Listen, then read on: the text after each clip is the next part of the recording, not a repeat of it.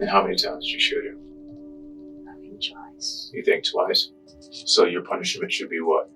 Death penalty. Death penalty? And I say I'm my daughter because I love you. I will do the same for me. On August 5th, 2018, a 911 operator in McLean, Virginia, answered an emergency call that came through that night. On the other line was a 15-year-old girl who was clearly in distress. She was crying out in agony and begging 911 for some help. The operator would come to learn this 15-year-old girl's name was Sharon Castro, and she had been shot twice in the chest. When first responders made it to the house where she was and asked Sharon, who was it that shot you in the chest? She would tell them it was my mom, which would be Veronica Youngblood, who moments after shooting her eldest daughter Sharon, also went into the room of her little sister, 5-year-old Brooklyn, and shot her too. This was all just to get revenge on her ex-husband Ron Youngblood after a specific decision was made in court. Welcome back to the dark side of life.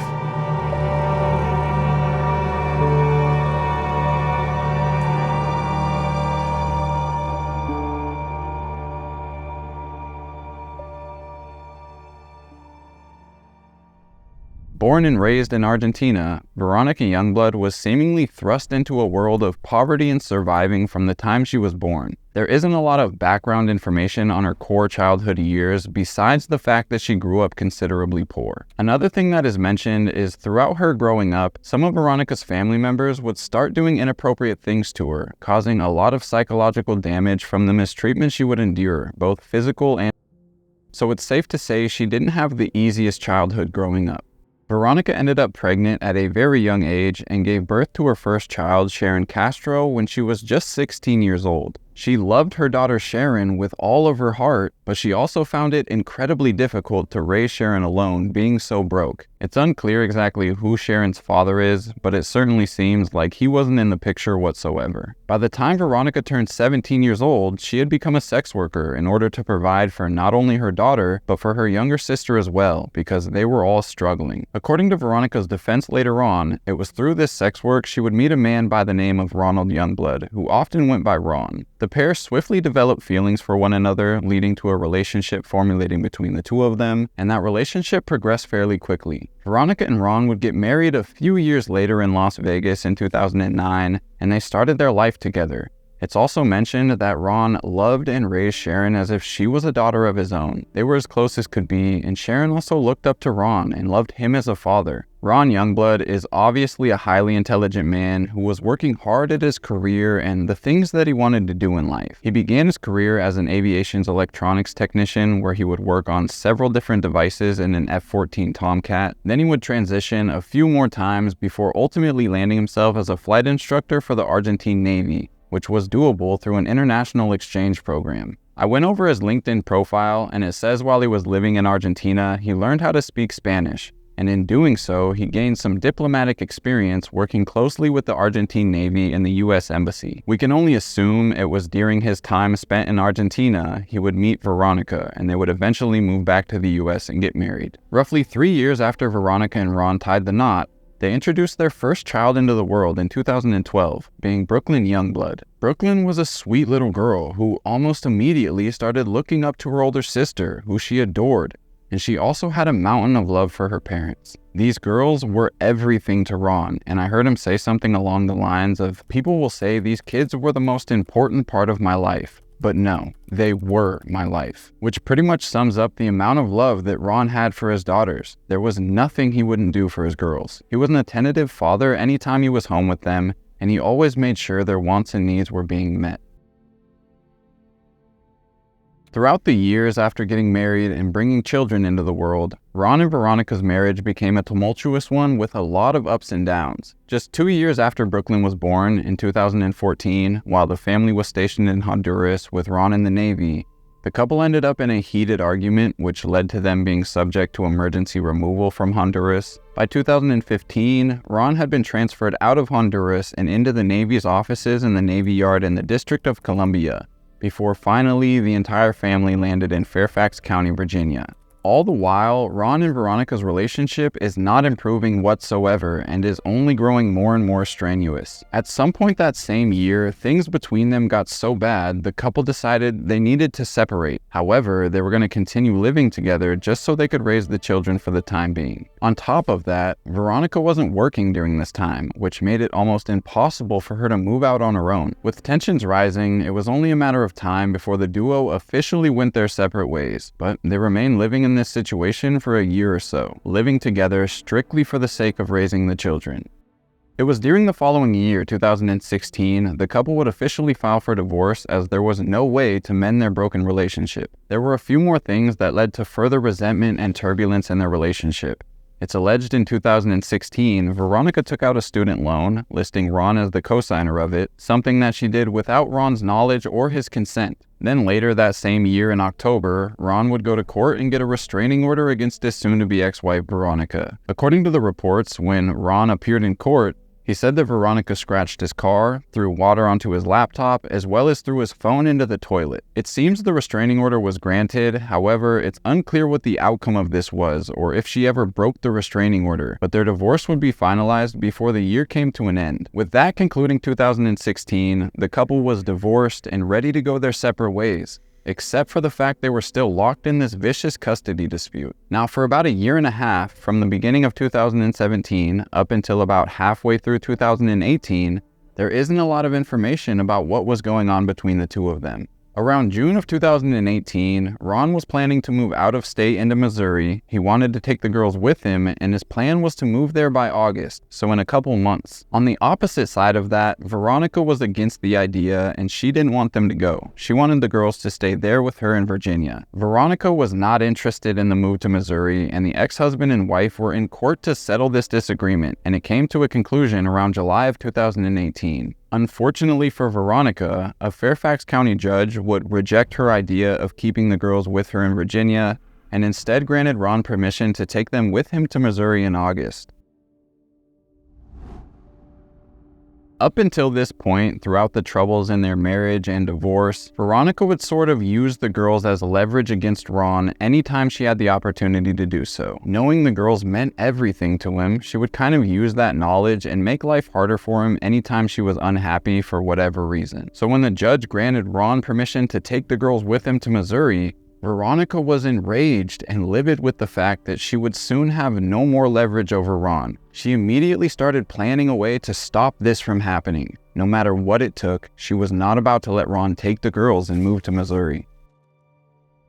9 days prior to Ron's life being shattered, Veronica would go out to a local gun show, and Ron was well aware that Veronica was going because she told him she was. This was something that Veronica had done in the past, and it didn't really surprise Ron or raise any alarms in his mind. While attending that gun show, Veronica would look at and purchase a Glock handgun, which she would not tell Ron or anyone else of. Once the gun show was over, she took the weapon home and hid it from everyone else for the following days. Then, 9 days after the show, Veronica would systematically go through with her twisted plan. Mind you, Ron and the girls were scheduled to leave that month, so Veronica knew she was running out of time. On the night of August 5th, 2018, Veronica would use some melatonin-laced gummies that she previously bought, and then she gave them to Brooklynn and Sharon before they went to sleep. Ron wasn't home at the time, so he has no idea what his ex-wife is up to. Once the girls were in their beds and fast asleep, much more sleepy than usual, Veronica would go retrieve the pistol that she purchased a little over a week prior, and she made sure it was loaded. When she knew it was loaded, she headed straight into her 15-year-old daughter Sharon's room and shot her once in the chest. According to Veronica, Sharon woke up screaming after she got shot in the chest, and Veronica thinks she shot her again after she woke up. She would then tell Sharon, who is still alive after being shot, that she could call 911, and then she turned around and went into Brooklynn's room, who she found asleep in her bed as well. Following that, she shot her youngest daughter once in the temple as she lay there sleeping. Brooklynn died almost immediately as she was shot, and Veronica would then soon flee the apartment, just leaving her children there. Before she fled the house, she could hear Sharon on the phone in her bedroom with the police, telling them over and over again that she didn't want to die. But when she tried to open her door again, Sharon had locked it from the other side while she was on the phone with 911. So Veronica just left. Shortly after shooting the girls and leaving the home, Veronica would call Ron and leave him a voicemail, saying that she hates him, how she just murdered the girls, and she was now going to do the same to herself. Though she would never go through with it, and instead went to the house of a man she dated a few times and confessed to him as well that she just murdered her daughters. However, back at the house, even after being shot multiple times in the chest, Sharon was still alive. According to the Washington Post, when Veronica shot Sharon in the chest, she woke up screaming and asked her mother, "Why did you just shoot me?"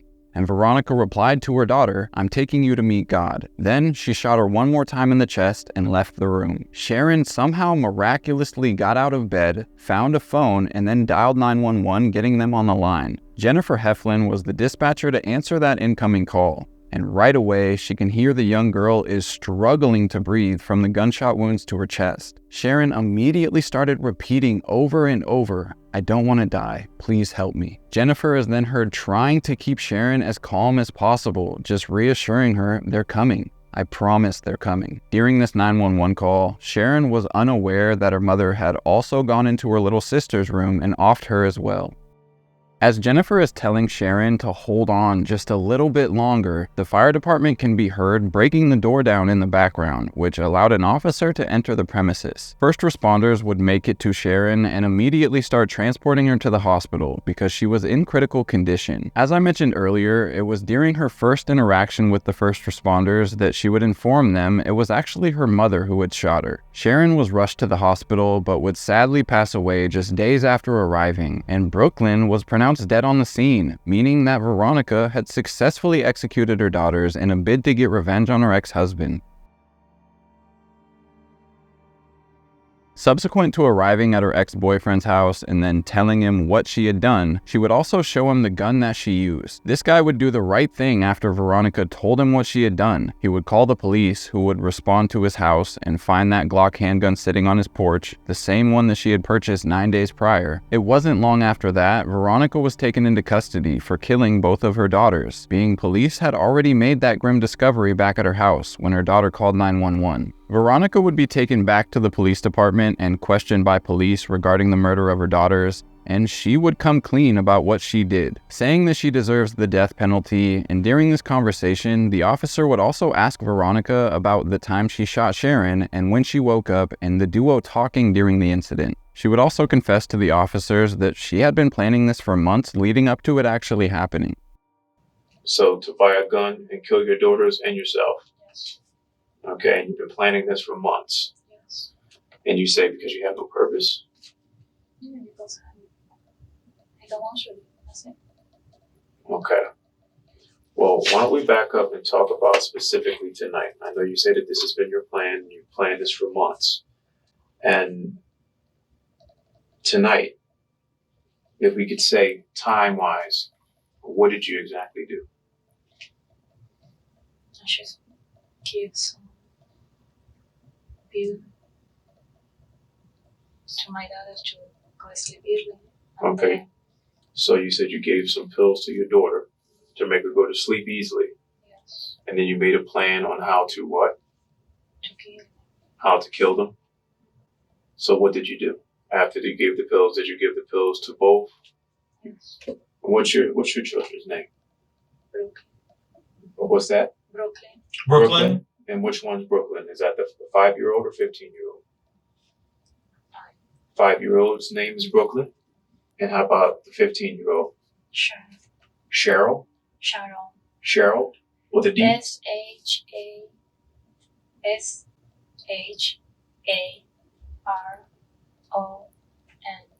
SHARON. Sharon. Sharon. Okay. And how old is she? She's 15. And what's Brooklyn's father's name? Ronald. Ronald? Yes. Okay, Ronald who? Youngblood. Youngblood? And that was to make them sleep. Yes.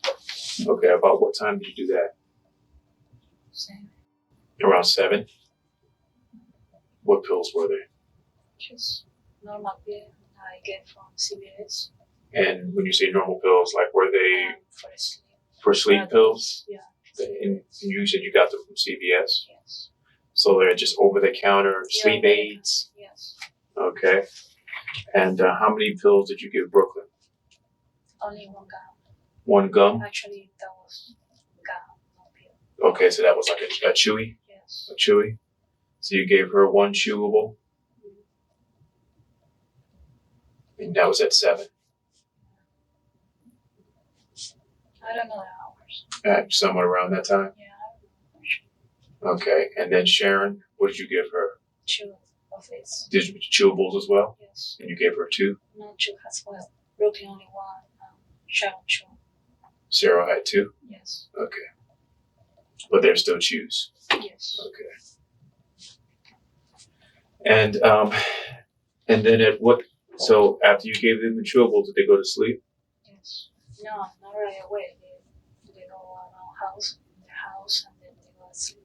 Okay, so they hung around in the house a little bit and they went to sleep. Yes. Okay, and at that time, once they fell asleep, what did you do from there? I was praying and thinking. Praying and thinking. Okay. And then? I don't know, it's something of me that told me that do it, kill them. And you told you to kill them and kill yourself. What were you going to do that with? Huh? What were you going to do that with? How were you going to kill them? With a gun. With a gun? What type of gun? 9. A 9mm gun? You know the brand? No. Actually, about this last week. You bought it last weekend? Where'd you buy it from? Gun show in Chantilly. A gun shop in Chantilly? It's a gun show. Gun show. Ah, okay. Anyways, you said show, didn't you? Was it the Dallas Expo? And I'm not trying to be rude. Can you speak up a little bit? I'm old. I'm having a hard time hearing you. I'm sorry. So you bought 2 boxes of ammo and a 9mm gun from a gun expo. Okay. And at this point, you're giving the kids the gummies, and they start to go to sleep. You said you pray on it, and something in you says to kill them and kill yourself. Yeah. And then what happens from there? And then I kill Well, Sharon first. You kill Cheryl first. I shoot her first. You shoot her first. Where'd you shoot her? At the back. You shot her in the back. She was asleep. She was asleep in her bed.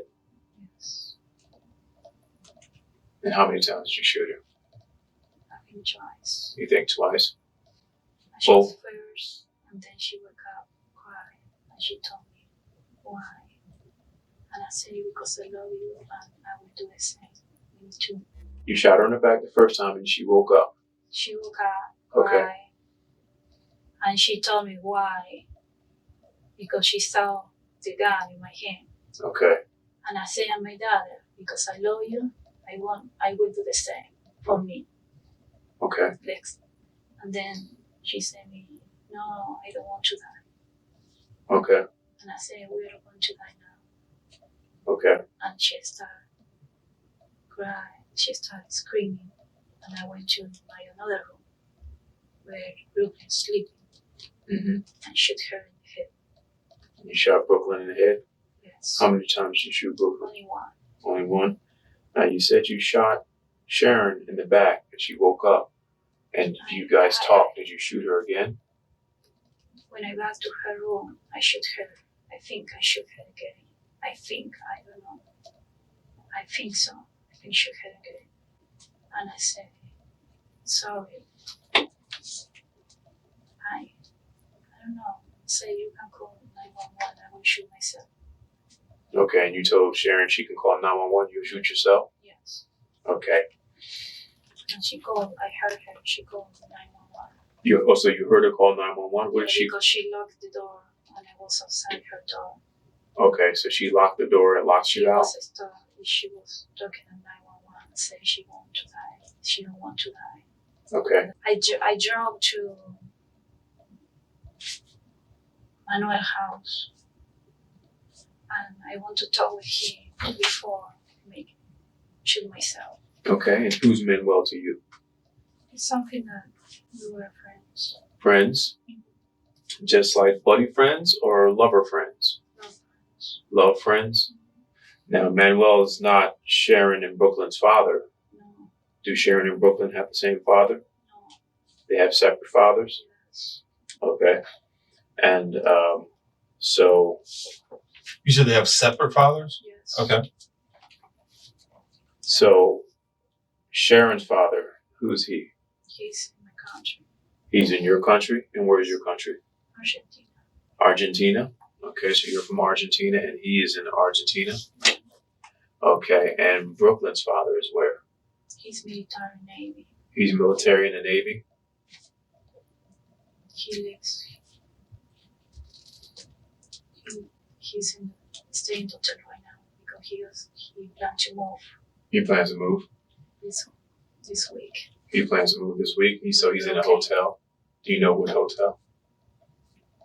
He's here in Chantilly, In Chantilly.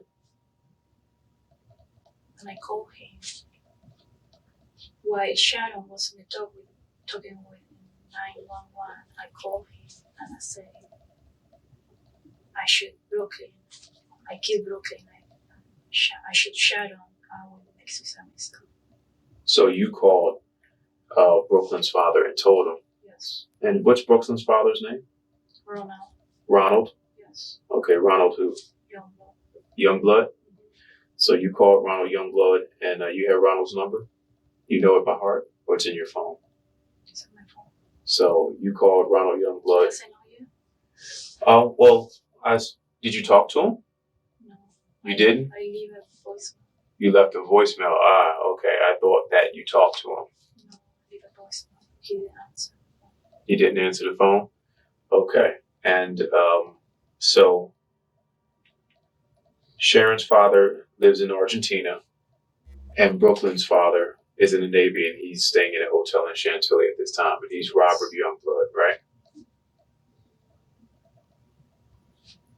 Okay. And what's Sharon's father's name?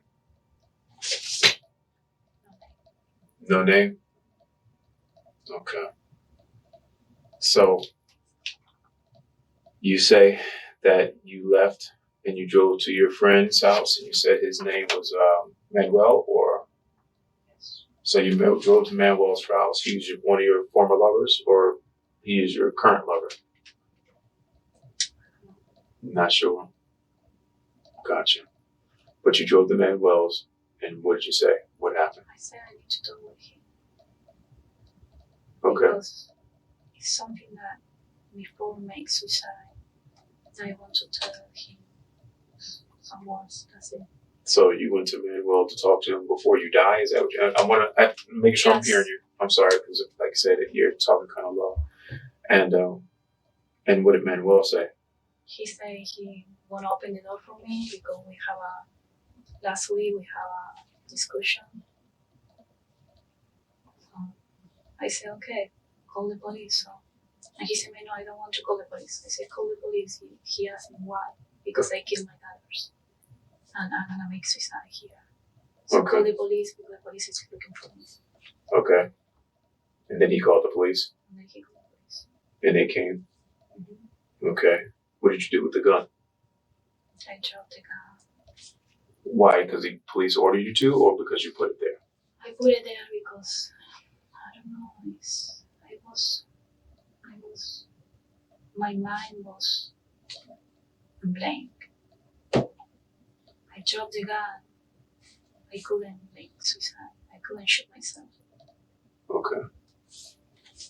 Have you, just trying to understand, Veronica, I'm trying to, I guess, understand your state of mind.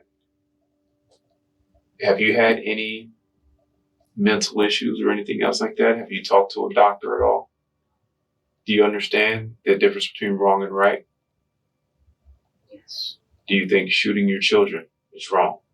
Yes, it's wrong, but it's the best for my family. So you said it's wrong, but it's the best for your family. Why do you think that? I am a Catholic person, and I think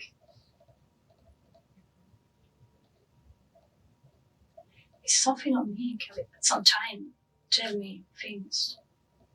But you said you're Catholic. Yes. You have bad thoughts sometimes? Is that what you're saying? Huh? You said sometimes you think things. Yes. Like what got you here today? Like what were you doing yesterday? Well, what was special about today that you decided to do this? Because it sounds like you've had the gun for a week, right? Yes. So what was special about today? Because I was thinking all day today. You thought about it all day? Yes. I was thinking, my mind was, I don't know, I couldn't sleep all the whole week thinking about things. Now, you said you've thought about this or planned this for months. I planned this. Sometime in my mind, I planned this, and then Okay. Mm-hmm. What today I decided because I don't know. Veronica would be charged with first-degree murder for the killing of both of her daughters, and she claimed that the plan the entire time was to unalive herself as well, but she ultimately failed to do so. She was arrested in 2018, but wouldn't stand trial until 2023, where her defense pushed for the jury to find her not guilty by reason of insanity, claiming she snapped and lost control of her emotions, but the opposing side would say no, she slid, she didn't snap. She slowly descended into this depression as she lost control over the girls, and eventually she would load that anger and resentment into that handgun. In the end, the jury would not buy into her claims of insanity, and these jurors were traumatized after having to listen to the 911 call made by Sharon that night. These jurors were openly crying while listening to it, and many of them asked for trauma therapy afterwards because it was just so disturbing to them. When the audio initially started playing, Veronica leapt out of her chair screaming, "No, no, no." Not wanting to listen to it herself, she would be escorted out of the courtroom so the jurors could finish listening to the tragic call. When the 2-week trial concluded, the jury would find her guilty of first-degree murder for killing 5-year-old Brooklynn Youngblood and 15-year-old Sharon Castro in their McLean, Virginia home. The jury would recommend that she serve 78 years for her crimes, and Judge Randy Bellows said he had no reason to lower that sentence, so 78 years is exactly what she got. He also added that by law, he wasn't allowed to increase the sentence further than what the jury recommended. Her defense lawyers would ask for those sentences to run concurrently, but that request would get denied, and she is currently serving her 78-year sentence in the penitentiary.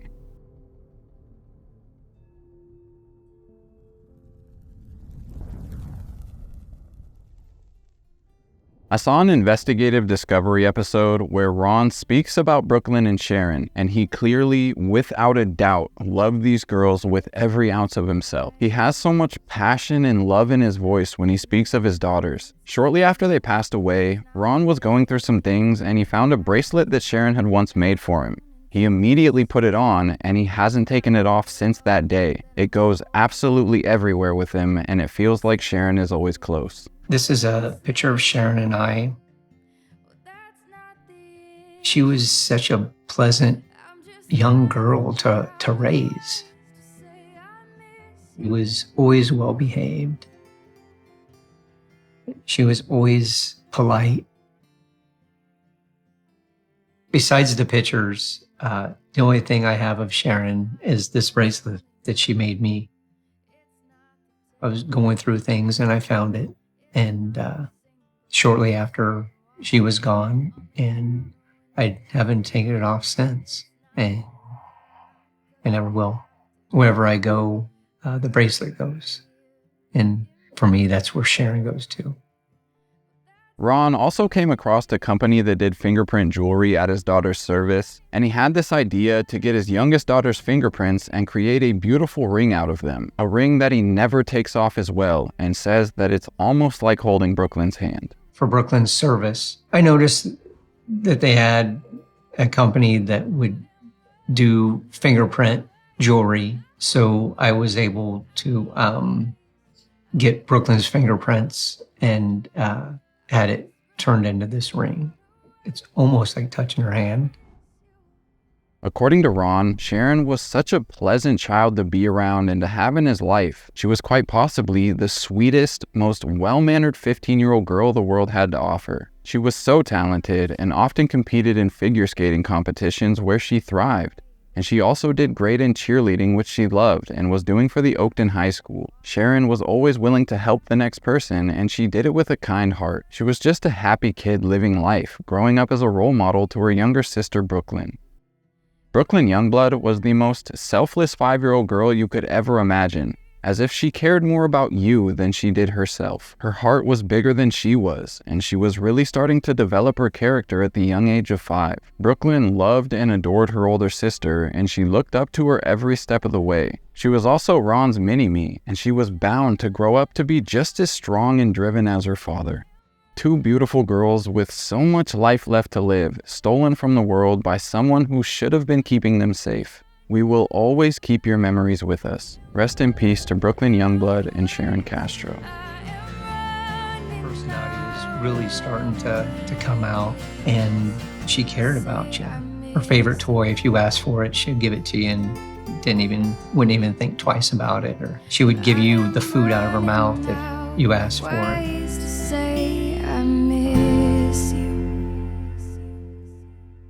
Alright guys, that's gonna do it for today's video. If you made it to the end, go down to the comment section and comment "taken way too soon" so I know. And if you want to, you can follow me on Instagram at Robert Clausen with 2 N's. If you have a story suggestion, DM me on there. I think that's all I have for you guys today. Again, I truly appreciate your support and patience. Again, a huge thank you to my Patreon members, and I'll see you guys as soon as I possibly can. Peace.